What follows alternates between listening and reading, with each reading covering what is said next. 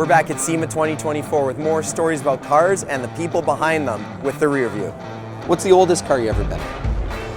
Oh gosh, probably, and I don't know the year or make or model, I apologize, but when my husband and I got married, I think it was a 40s, 50s, it had red velvet inside, the doors opened the opposite way. So suicide doors. Yeah, it was beautiful, and it was the last, in that day, it was the last car ride that I took with my dad as a single woman. My father and I drove that car to the ceremony reception, and then I left with my husband in that car. So it was a very monumental kind of shift in and shift out for my life in the next phase. And isn't it funny how vintage cars, we look at them and we say, there's a big event, it needs to be special. Yeah. And the role that they play in creating sort of a special atmosphere. Yeah. Your Saturn wouldn't have done the trick.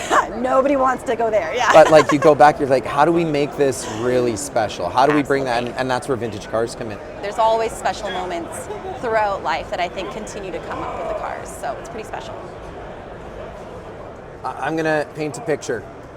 An 80s station wagon with a seat that folds backwards. Yeah, 100%. Yeah, no, my buddy's mom used to drive one, and she'd always pick me up and drive us to soccer practice or cross country or whatever.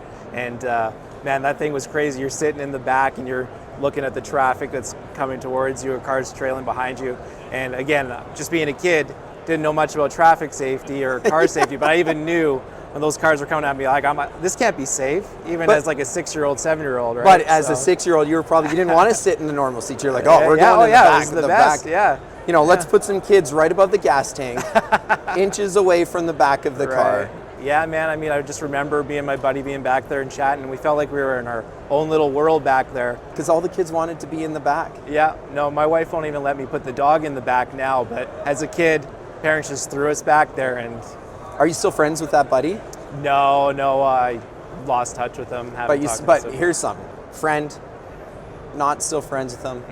Now you're thinking of him. Yeah. Talking about a car. Totally. All of a sudden, hey, I grew up with this guy. We were friends. We played sports together. Right. Yeah. I haven't thought about that in a while. Yeah, there you go. It's cool. While the day might be over, the conversations have just begun. We've got more from SEMA 2024.